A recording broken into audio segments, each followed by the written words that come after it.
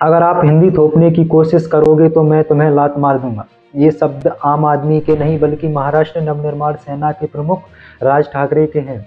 लेकिन दोस्तों, सवाल ये है कि अचानक वर्तमान समय में भाषा का मुद्दा फिर क्यों गरमाया? क्या राज ठाकरे को वाकई हिंदी से नफरत है, या फिर वो यूपी और बिहार के लोगों को कुछ और समझाने की कोशिश कर रहे हैं? आज के इस स्पेशल वीडियो में हम इस बयान की सतह तक जाएंगे। हम समझेंगे कि क्या हिंदी हमारी राष्ट्रभाषा है, क्यों राज ठाकरे कहते हैं कि यूपी वालों की भाषा हिंदी नहीं है, और इस राजनीति का महाराष्ट्र में क्या प्रभाव पड़ेगा। नमस्कार, मैं हूं प्रदीप कुशवाहा। अगर आप चैनल पर नए हो तो चैनल को सब्सक्राइब कर लीजिएगा। चलिए परतों को खोलते हैं। इस बयान को समझने के लिए हमें थोड़ा पीछे जाना होगा। राज ठाकरे वो नेता हैं जो कभी बाल ठाकरे की परछाई माने जाते थे। उनकी चाल ढाल, बोलने का तरीका, सब कुछ बाला साहेब जैसा था।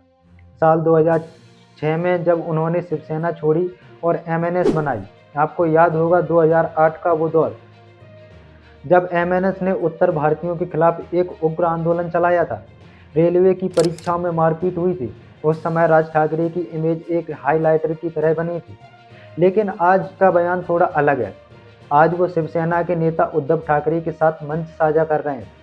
ये सवाल क्यों है? इस वीडियो में हम डिकोड करेंगे कि राज ठाकरे की पॉलिटिक्स जर्नी और उनके यू टर्न को। या आपको लगता है कि यह नफरत नहीं है? जी नहीं। महाराष्ट्र में भाषा की राजनीति 1960 के दशक से चली आ रही है। शिवसेना का पुराना दुश्मन था दक्षिण भारतीय, लेकिन 1960 के दशक में नारा था लुंगी हटाओ पुंगी बजाओ। लेकिन 2000 दशक के आते आते मुंबई बदल चुकी थी। अब दक्षिण भारतीय मुंबई की अर्थव्यवस्था का हिस्सा बन चुके थे। राज ठाकरे को एक विलेन चाहिए था, और वो विलेन उन्हें मिले उत्तर भारतीय, खासकर यूपी और बिहार के लोग।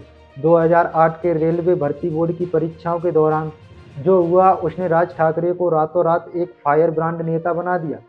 उन्होंने मराठी युवाओं के गुस्से को एक दिशा दे दी। तर्क सीधा था, महाराष्ट्र की नौकरियां सिर्फ महाराष्ट्रियों के लिए। दरअसल मुंबई एक आर्थिक राजधानी है। यहाँ रोजगार के लिए पूरे देश से लोग आते हैं।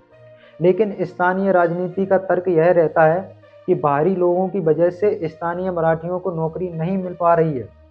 राज ठाकरे उसी मराठी अस्मिता की आग को फिर से जला रहे हैं, लेकिन इस बार उन्होंने एक नया तर्क दिया। उन्होंने कहा है कि यूपी बिहार वालों पर हिंदी थोपी गई है। क्या यह तर्क सही है? राज ठाकरे ने कहा है कि हिंदी आपकी भाषा नहीं है। इस पर बवाल हुआ है, लेकिन क्या आप जानते हैं कि तकनीकी रूप से भारत की कोई भी राष्ट्रभाषा नहीं है? भारतीय संविधान के अनुच्छेद 343 के तहत हिंदी भारत की राजभाषा है, राष्ट्रभाषा नहीं है। दक्षिण भारत के राज्य जैसे तमिलनाडु और कर्नाटक हमेशा से हिंदी थोपे जाने का विरोध करते आए हैं। राज ठाकरे अब उसी संघवाद के तर्क का इस्तेमाल कर रहे हैं। वो कह रहे हैं कि जैसे मराठी महाराष्ट्र की है, वैसे ही हर राज्य की अपनी पहचान होनी चाहिए। लेकिन क्या यूपी बिहार की पहचान हिंदी नहीं है? यह एक पेचीदा सवाल है। अब सवाल होता है, तो फिर यूपी और बिहार की असली भाषा क्या है? राज ठाकरे के बयान का सबसे दिलचस्प हिस्सा ये था कि उन्होंने कहा है कि यूपी और बिहार के लोगों को खुद समझना चाहिए कि हिंदी उनकी मातृभाषा नहीं है। तो फिर उनकी भाषा क्या है? इतिहास गवाह है कि उत्तर प्रदेश और बिहार की बोलियों का खजाना है भोजपुरी, जो पूर्वांचल और बिहार में बोली जाती है। मैथिली, जिसे संविधान की 8वीं अनुसूची में जगह मिली है। अवधी, जिसमें रामचरितमानस लिखी गई है। ब्रजभाषा, बुंदेली, मगही। राज ठाकरे का तर्क यह है कि इन समृद्ध भाषाओं को छोड़कर उत्तर भारतीय हिंदी को अपनी पहचान मान बैठे, जो कि खड़ी बोली का एक रूप है। क्या राज ठाकरे यूपी बिहार के लोगों को उनकी जड़ों को याद दिला रहे हैं, या सिर्फ डिवाइड एंड रूल है? भाषा तो एक बहाना है, असली मुद्दा पेट का है। मुंबई में भीड़ क्यों बढ़ रही है? क्योंकि उत्तर भारत के कई इलाकों में रोजगार की कमी है। खास करके यूपी और बिहार में वर्ल्ड क्लास अगर इंफ्रास्ट्रक्चर होता तो नौकरियों के लिए 1500 किलोमीटर दूर धक्के खाने नहीं जाना पड़ता। राज ठाकरे कहते हैं कि अगर महाराष्ट्र आते हो तो आपको मराठी संस्कृति का सम्मान करना होगा। वहीं संविधान कहता है कि भारत का कोई भी नागरिक देश के किसी भी भाग में जाकर काम कर सकता है। यह संघर्ष अधिकार बनाम संस्कृति का है। एक तरफ पेट की भूख है, दूसरी तरफ भाषाई पहचान। राजनीति में कुछ भी बेवजह नहीं होता। यह बयान अभी क्यों आया है?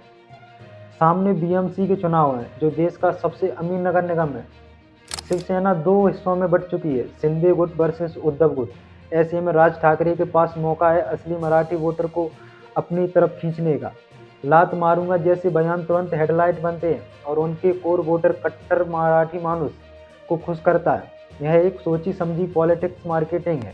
राज ठाकरे का बयान सुनने में हिंसक लग सकता है, लेकिन यह भारत की विविधता और भाषाई संघर्ष की एक गहरी तस्वीर भी दिखाता है। हिंसा या लात मारना किसी भी समस्या का हल नहीं है।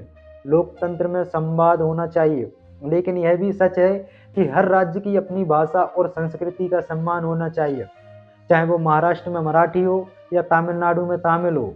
और यूपी बिहार के लोगों के लिए भी ये सोचने का विषय है कि अपनी आंचलिक बोलियों भोजपुरी मैथिली को बचाना कितना जरूरी है। आप राज ठाकरे की इस बात से कितना सहमत हैं? क्या हिंदी को थोपा जा रहा है या हिंदी ही भारत को जोड़ रही है? नीचे कमेंट बॉक्स में अपनी राय जरूर लिखें। धन्यवाद।